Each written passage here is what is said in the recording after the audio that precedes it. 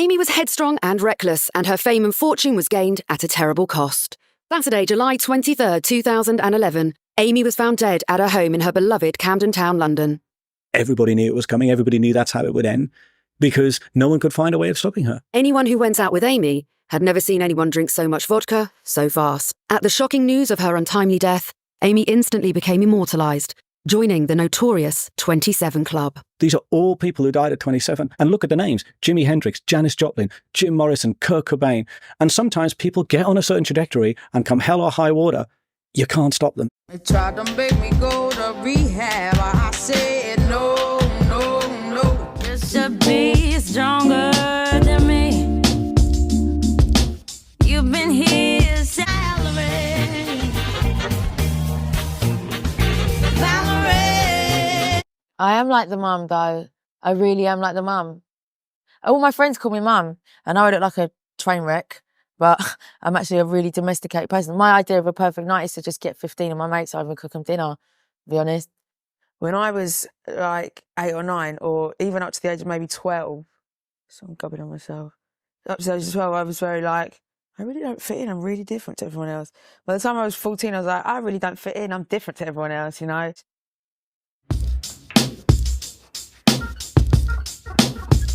Hey friend, welcome to my channel KlLLNG, where we deep dive and break down the most iconic stars in history.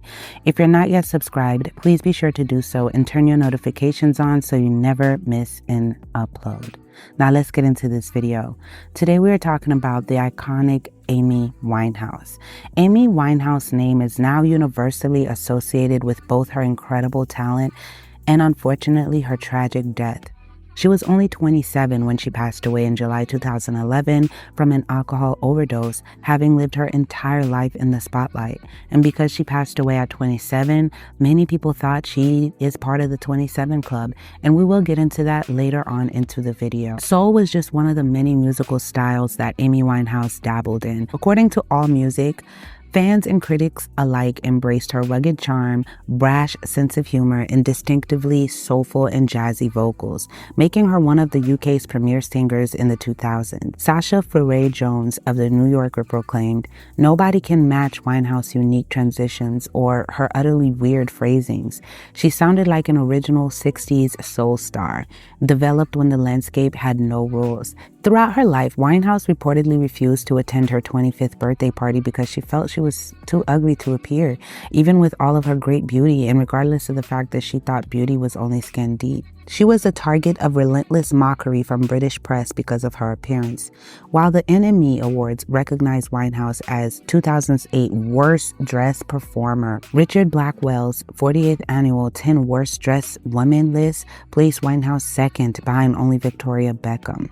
So you guys can see the bullying from the media started very early on in her career, and we're also going to dissect just how the media really ruined this girl. And while celebrity stalking by the media and paparazzi is nothing new, Winehouse ordeal appears to have been unprecedented, even by Hollywood standards. Worse than, I would say, even Britney. I know, worse than what they did to Britney. You guys will just see. The media made obscene use of her public breakdowns, going to extreme lengths to publicize her suffering, even though it was obviously personal to her. Media attention was focused on the apparent contradiction between Winehouse's public persona as a commercial and critical success and her private life. Newsweek called Winehouse a perfect storm of sex kitten, raw talent, and poor impulse control, while the New Statesman called her a filthy-mouthed, down-to-earth diva. The chaos was summed up by Karen Heller of the Philadelphia Inquirer. She's only 24, but she already been nominated for 6 Grammys and is teetering on the brink of success and despair thanks to her codependent husband's incarceration, her parents' desire for public attention, and the paparazzi's relentless documentation of her mental and physical breakdown. Meanwhile, high fashion designer Karl Lagerfeld uses her unkempt appearance and eating problems to promote her as the new Brigitte Bardot. End quote. Wow. But it's Amy Winehouse inspired, and we mix it with a beige skin tone foundation, a beige lip. Everything is kind of like beige with a black eyeliner. It's about big eyeliner and big hair. That's what it's all about. It's for me a reference to the swinging 60s, you know, and that's why I just mixed a bit the Amy Winehouse eyeliner with little sparkle under the eye. I think she's a very gifted person, and I like this hairdo. I took it as inspiration because, in fact, it was Brigitte Bardot's hairdo from the late 50s and 60s, and she made it with her dark hair. So I thought it was the right moment because for me it's a double clin d'oeil. It's Brigitte Bardot and Amy Winehouse. Her record company announced in January 2008 that they thought the massive media coverage, though negative, she had received had boosted record sales. I tell you, there's no such thing as bad press. For me, it's water for duck's back. I don't care what people say. All news is good news. You know, and if someone sees it and goes, oh, that girl, she must be troubled, she's got problems, maybe her songs are good, or so, like, and they buy the record, you know. Psychologist Donna Dawson said, the findings prove the importance of recognizing women who, like Winehouse, have had to fight against some adversity in their lives, end quote. After years of being followed and photographed by paparazzi, Winehouse filed a complaint under the Protection from Harassment Act of 1997 against the leading paparazzi agency, Big Pictures, and in 2009, the High Court issued an order prohibiting the paparazzi from continuing to follow her. Photographers were also forbidden from following Winehouse within 100 meters of her London residence, taking pictures of her or her friends' or family's homes, where paparazzi used to literally take pictures of people inside of their homes or inside of their property, on their pool, or they'd be in a hotel and they're at the window and they'll take it in. It was not by choice. That should have been illegal. And celebrities really had to fight for that. That's pretty scary. Like, you can want to be, and I know there's a lot of bitter people. I always see those comments and I'm like, you guys are just so bitter. That's like, oh, once you're a celebrity, you have all this money. Why do you care? It comes with it. Privacy should not be something that celebrities have just because they make all that money. I just want you guys to really consider how evil that sounds. Like, someone can be inside of the privacy of their own home that's not for the public, and paparazzi can zoom in and take pictures of them in their worst state. Just because they're famous, there should be no issue. And then once the person end up dying, then you guys all want to say rest in peace. I'm not saying you guys watching, of course, obviously. I know my peoples are not like that. But I'm saying in regular consumers, they talk like that. And it just comes off very bitter and tired. We can't keep saying that when these people are obviously dying from this type of treatment. There has to be a boundary, you know? You know, you're standing on this young lady's foot. You noticed that? She's not young and I wasn't. Hear me, so many songs come out of bad times in life. Can you hear him? Rude. The drugs started to have an impact on Amy's personality. Amy's relationship with the British press really changed. From a cheerful girl who was very open and loving, she became more closed when she had more to hide, when her management said to her, do not talk to press. How are you feeling about it all? Very excited. Tell us what we can expect from your performance then. I don't know. We've got a long list of people you need to thank, though, if you do win one of the awards you're up for tonight. I haven't even thought about it. I don't really want to think about it, to be honest. Nothing was more traumatic than the photo of Amy's ballet pump shoes covered in blood. That was because she had actually been injecting heroin between her toes. Here was this icon of our times reduced to that. Public want to see images of people on the road to ruin. They want to see images of Amy Winehouse, and they want to look at the past she's on. They may feel for her, they may feel sympathy for her, but sometimes it's a bit too much like gossip and sensationalism. During her darkest, lowest moments on drugs, it wasn't nice to witness. It wasn't nice to be around. Then came the shocking news that Amy was self-harming and that Blake was doing it with her. I mean, she was just married. She was with the guy. She had all the success she wanted in the world. So why was she self-harming? It made no sense. Still only 27, by now, Amy had pushed her body to its limit. Amy was completely ravaged by her years of addiction, crack. And then she had emphysema. A newspaper article quotes people close to Winehouse as saying legal action was taken because they feared for her and her family's safety. The paparazzi are almost like stalkers. They give out your information. People can easily find where you stay because they're just exposing all of that. Come on, boys. Their pursuit is relentless. Amy, can I have a Big Mac, please? There's a price on the head of every celebrity. These are the big game hunters of the 21st century.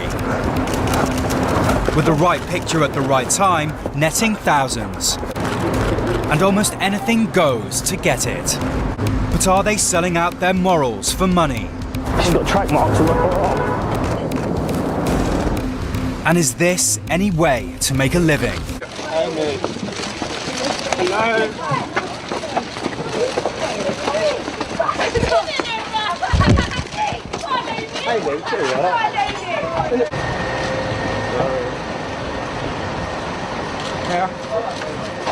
Amy, Carrie, come here.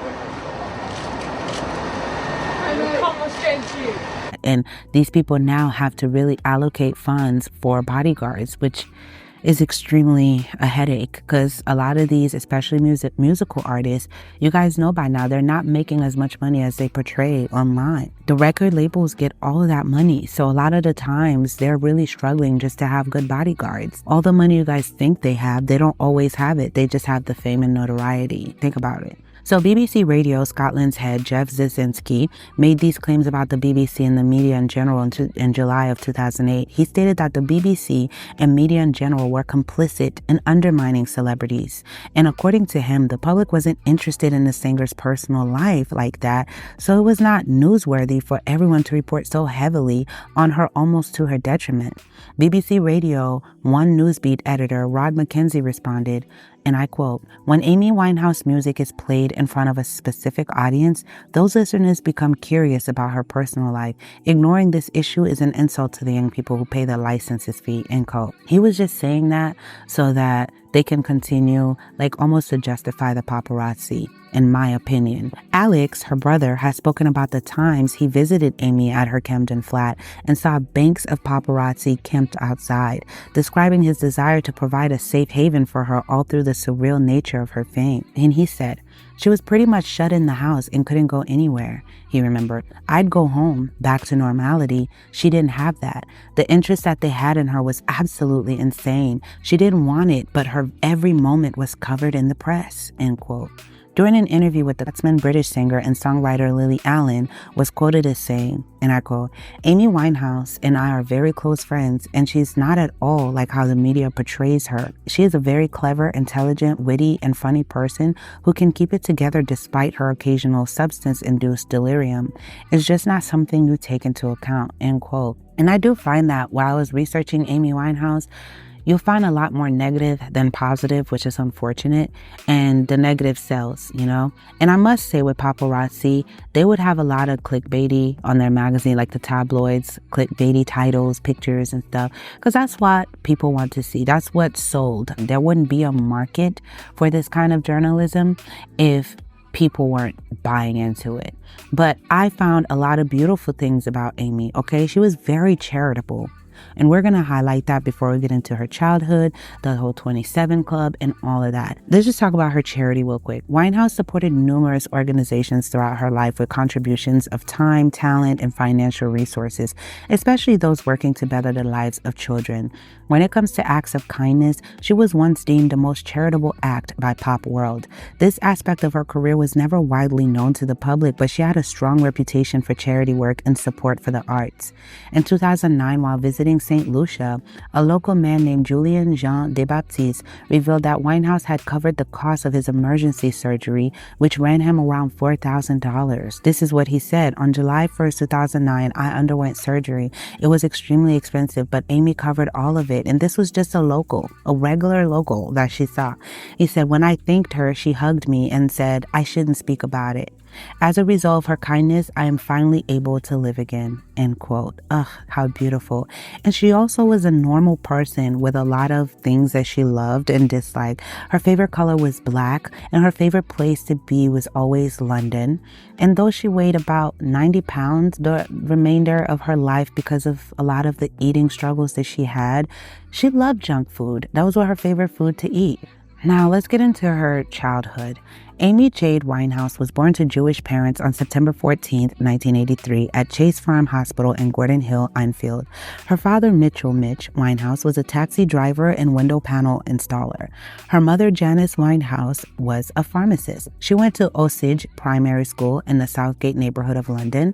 When Winehouse was young, she enrolled in a Jewish Sunday school. After she became famous, she gave an interview in which she dismissed the school, saying that she had begged her father to let her skip it and that she had learned nothing there about being Jewish. When asked why she only visited a synagogue once a year, she said, "Out of respect. Winehouse was brought up Jewish and has spoken of her pride in her Jewish heritage. According to a quote from Winehouse interview, she said, "For me, being Jewish means having a strong sense of community and family. It's more complicated than just a brancha and some candles," end quote. Winehouse would also wear a large Star of David medallion during her shows. Winehouse's mother, brothers, and uncles all had successful careers as jazz musicians, so she came from a musical family. Amy's interest in jazz can be traced back to her parents and to her grandmother as well. Her dad, Mitch, would often serenade her with Frank Sinatra music, and whenever she got into trouble at school, she'd sing before going to the headmistress to be reprimanded. When Winehouse was 9, her parents divorced, and she split her time between living with her mother and visiting her father and his girlfriend in Hartfield Heath, Essex. Amy Winehouse's father claims Amy's childhood was ruined by his extramarital affair. He said, and I quote, "The affair was in the open and the children used to call Jane Daddy's work wife. I did not leave home until Amy was 10, so the situation occurred for 8 or 9 years before I left home. It was difficult. I didn't realize what effect my behavior had on her until I heard her song, What Is It About Men?, with the line, all the ish my mother went through, which obviously referred to me," end quote. Mitch, who married Jane in 1996, insists he is not to blame for his daughter's current battle with, substance and, alcohol, and even believes her talent was inspired by his affair, if anything. And he said, "She couldn't articulate what was wrong in her words, but she certainly did with her music," end quote. He said on the BBC TV show, One Life Rockstar Parents. Comment below, what do you guys feel about that? Amy began taking Saturday voice lessons and tap dance classes at the Susie Earnshaw Theatre School in 1992 at her grandmother Cynthia's urging. She went there for 4 years before deciding to pursue training at Sylvia Young Theatre School on a more serious basis. During that time, she formed a rap group called Sweet and Sour with her childhood friend Juliet Ashby. Years later, it was revealed that Winehouse had been expelled from school when she was only 14 years old. Sylvia Young refuted the allegations that she was not applying herself and had a nose piercing because she was too young. So I don't know how true that is, if everyone around her was denying it, but I do see a lot of documentaries make that claim. Many people believed she was expelled, but that is not the case. That's what Sylvia said. "If I could do it over, I wouldn't have kicked Amy out." Amy was hilarious. That's the first thing. She loved making jokes. She loved taking the mickey out of people, and she found her jokes hilarious. But yes, at the same time, she could be quite belligerent too. She could be quite rude. If she didn't want to do something, she'd say it. So she didn't have that natural thing where she was polite to anyone. She just said what she thought all the time. Well, I'll be rude if I have to be rude. But I do that now. I'm never going to change. I will be rude to you now if you were rude to me, but that will never change. Even then, her teacher knew she had incredible potential. She just liked singing and dancing, and she dreamed of being famous. She had a spark in her that you could see really at that early age. The Amy Winehouse back then wasn't short of confidence either. Amy was not shy or quiet. She was quite gutsy, and she liked to push boundaries. I remember I caught her playing with tarot cards in the church hall. I said, "Amy, I'm sorry, you can't play with tarot cards in the church hall." And she just looked at me and she went, "But I'm Jewish."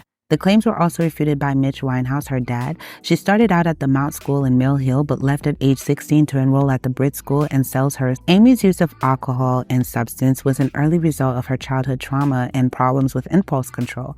According to reliable sources, she experimented with alcohol in her early adolescence and was, smoking Mary Jane on a regular basis by the age of 16. Amy developed a consistent pattern of chemical use by her early 20s, and it's clear that she was self-medicating to cope with her personal emotional turmoil.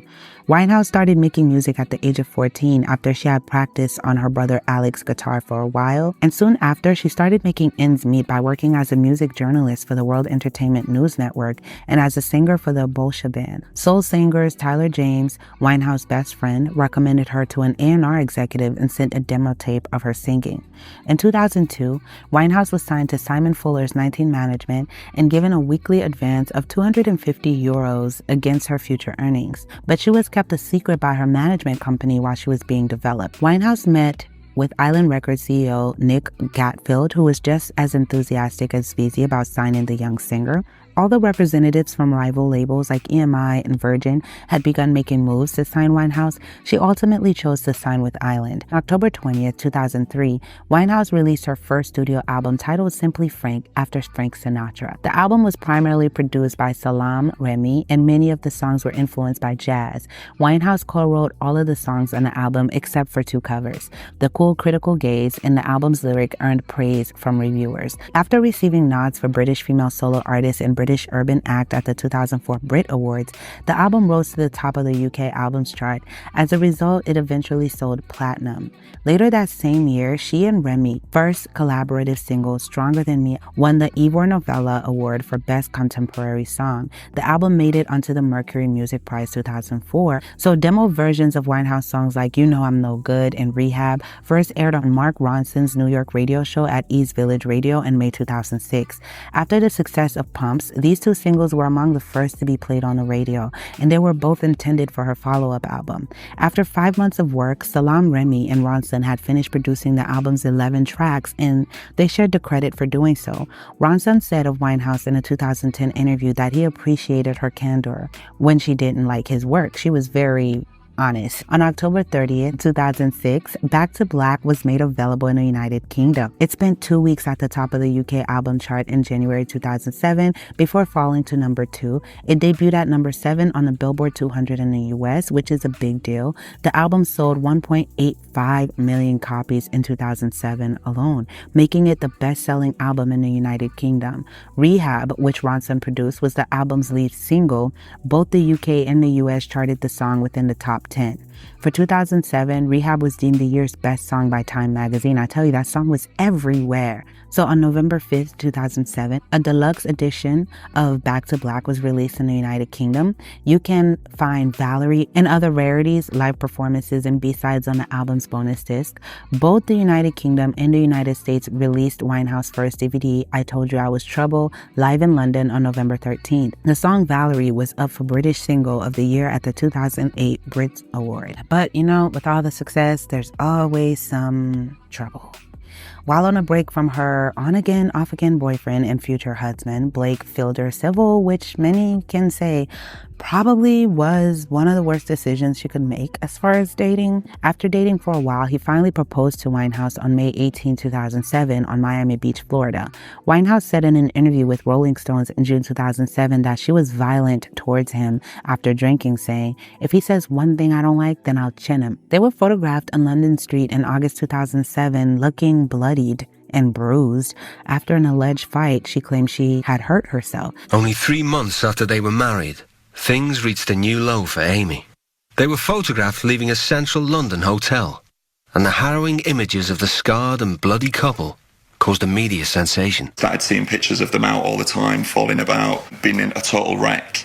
And then obviously all the stories started to hit the headlines about the depths of despair that the relationship was in. There was one particular picture from, I think they were coming out of the Sanderson Hotel, and they'd obviously been out. They were covered in cuts and bruises, blood on her pumps, and it was just, as soon as you saw that picture, it was like, we've not seen anything like that. There's something seriously wrong here. So that it stopped being about him, his music and voice and everything, and it was about that there's something wrong here within this relationship, within herself really, that she needed help. It was basically paparazzi had pictures of them just like cuts and bruises all over. And yeah, it was just a very disturbing sight. Her husband, Fielder, was quoted as saying that he was the one who first gave Winehouse substances like Coca-Cola, you guys know what that is, and heroin. Fielder is reported to have discussed self-mutilation during a prison visit with Mitch Winehouse in July 2008. It's no way to live. You know, you can't sustain love for each other when you're constantly fucking fighting over a bit of gear. I think I had a bit of coke. One of my pals had a bit of coke and she wanted some. And I was just like, you know, what do you want that for? As far as I know, she kind of just only took it on certain occasions. She didn't always take it when I was with her. Their on-off relationship intensified, and so did the drug taking. I never saw her like smash it. It was just, you know, every now and then she'd be smoking it. Every time I saw her after that, yeah, pretty much. But yeah, it seemed like that was just part of what she did now. I mean, she was drinking a lot and she was snorting a lot of cocaine, yeah. We loved each other intensely and probably, you know, in a really, really unhealthy, codependent way. She's a fun girl, you know, she's quite wild, but it's just... Amy toured and Blake provided the drugs. As mad as it sounds, it was the only thing I was bringing to the table for a while. Because, I mean, I couldn't match her financially. But Amy's father, Mitch, recalls a time when his daughter was anti-drugs. She was a complete opponent of hard drugs. In fact, that changed about 6 months ago when she got married to Blake. In November 2007, the opening night of a 17-date tour was marred by booing and walkouts at the National Indoor Arena in Birmingham. A critic for the Birmingham Mail said, "It was one of the saddest nights of my life.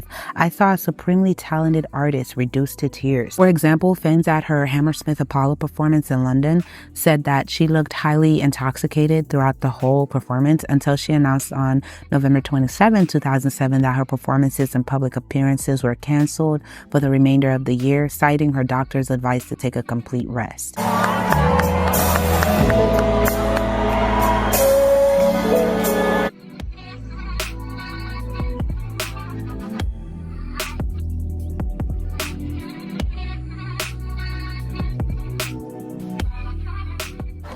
Singer Amy Winehouse faced boos and jeers at the opening night of her European tour after appearing to be drunk on stage.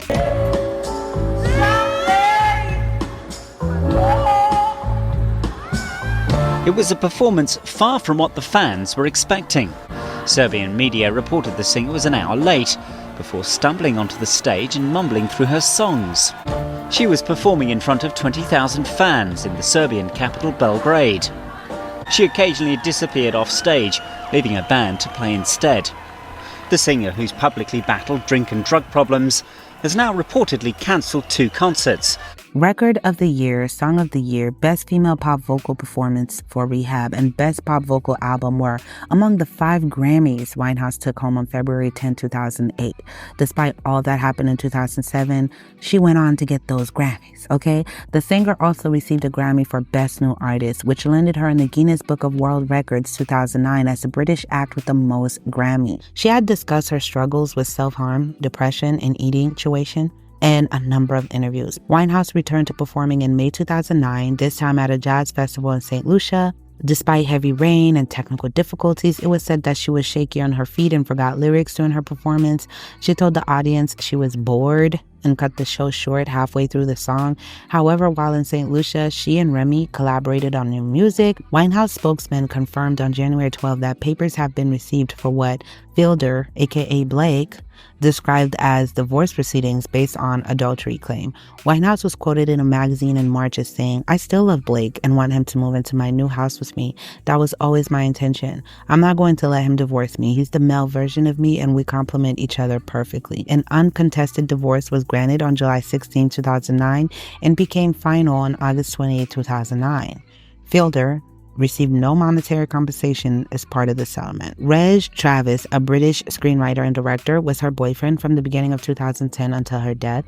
The media and Winehouse father's biography both states that Travis and Winehouse intended to get married and start a family. Winehouse bodyguard reported that he visited her home 3 days before her death and found her to be intoxicated. He saw her drinking moderately over the next few days, and he heard that she was laughing, listening to music, and watching TV at 2 a.m., the day of her death.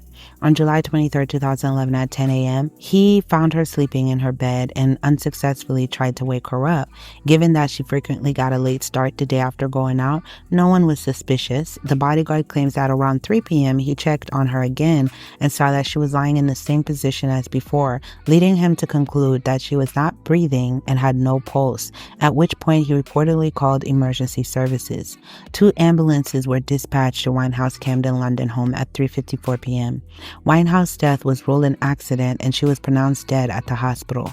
Not long after, her death was officially announced by the Metropolitan Police. Let me bring you some breaking news now. Coming into us from Sky Sources, the singer Amy Winehouse has been found dead in her North London flat, just 27 years old. My greatest fear is probably dying with no one knowing of any contribution I'd ever made to creative music. But that's cool because I made an album already that I'm so proud of that, you know, if I died tomorrow, touch wood, you know, I would still feel fulfilled. Her untimely death at age 27 prompted the media to draw parallels to the 27 Club, an unfortunate grouping of musicians who took their lives. Jimi Hendrix. He died in 1970, asphyxiation from vomiting after drug and alcohol use. Janis Joplin belts out Tell Mama. She too died in 1970. Hear Strange by The Doors with Jim Morrison. He died in 1971, heart failure from drug and alcohol use. Kurt Cobain of Nirvana with his rock anthem Smells Like Teen Spirit. He died in 1994. All rock stars, all dead at age 27. Now, Amy Winehouse, cause of death still unknown, but she too joins the so-called 27 Club. The quote that Janis Joplin told her biographer back in 1970 or so was, "People, whether they know it or not, like their blues singers miserable. Maybe my audience can enjoy my music more if they think that I'm destroying myself." And I think that that's a quote that, Amy probably would agree with. And as we see crowds of fans come to pay tribute to Amy Winehouse's home here, many are asking if aspiring artists are in danger of glorifying the 27 Club. I don't write songs because I want my voice to be heard, because I want to be famous or any of that stuff. I write songs about things that I have problems with, and I have to get past them and I have to make something good out of something bad. I want to show people that I will last past 27, and I will last longer, and so will you. And I want to change this code in the atmosphere that in order to be remembered, I must die young. In order to be remembered as a legend, I must be dead first. And she's referring to the so-called 27 Club. It's a name for a group of musicians who all died at the age of 27. There are a lot of conspiracy theories out there about how these stars died. What do you make of all of that? If we examine their lives, we find that their deaths are easily explicable and real tragedies that were happening because they were very unhappy, troubled people. If we trace their lives back to childhood, as I do in my new book, 27, we find they had difficult childhoods, trouble with drink and drugs early in life, and they were unstable people with personality disorders. And then they became famous overnight, and the pressures of fame in their early 20s was another burden on people who were already psychologically weak. Young people are drawn to the music business. They want to become famous. They want to express themselves. They express their inner angst through their music, and that's very entertaining for us, the public, and the music business loves them because they sell records, but often they're not looked after. They're left to fend for themselves. Many of these stars were surrounded by people who were very unhelpful to them. Their nearest and dearest weren't there for them, and they often had flaky partners who were half the problem. I'm going to read part of your book here. In a sense, we should thank the parents of the 27s, inadequate as many were, for creating an environment conducive to artists. If Mommy and Daddy had provided happier homes, their sons and daughters might have passed into anonymity. They might still be alive, but would have known Jimi Hendrix, the landscape gardener, or care about Janis Joplin, Port Arthur housewife. Is there some blame that we fans, that we should accept for enjoying their pain? I think that's the nature of show business. And of course, that's a spectacle. It's a freak show. It's entertaining to watch. But in many cases, they're going through hell. And what we find with the 27s is they're self-destructive. I think also there's this issue of romanticizing their lives and maybe even their deaths. Dying at 27, you make a big statement. I mean, would we have remembered Brian Jones? And if they'd lost their looks, become middle-aged, become boring, made bad records, endless comeback tours, they may have faded away. But we remember them as young people in their prime. So there is no doubt that the 27 Club is one of rock and roll's most mysterious and tragically coincidental occurrences. After Kurt Cobain's death in 1994, the term gained popularity as rock fans made the connection between Cobain and the deaths of Jim Morrison, Janis Joplin, Brian Jones, and Jimi Hendrix. The significance of Amy Winehouse, age 27 in 2011, brought even more attention to the age. While the club's roots are in the music industry, it has since broadened to include actors and other artists who have been tragically cut down at a young age by substance use, taking their own life, and other causes. There's a lot of weird occurrences, and a lot of these people that spoke out their own selves about knowing that they were going to die young, knowing that they weren't going to live past 27, which is weird, because how do you know that? How do you know that? So I don't know. What do you guys think? I want to see your thoughts. I want to read interesting facts in the comments. After news of Winehouse's death spread, crowds gathered outside her home to pay their respects in front of the cameras. 1 small and 2 large bottles of vodka were found in her room after forensic investigators entered the apartment while police blocked off the streets outside. And according to autopsy reports published on October 26, 2011, Winehouse BAC was over 5 times the legal limit for driving after consuming, Unfortunately, she had just recently expressed to Ramit that she did not want to die.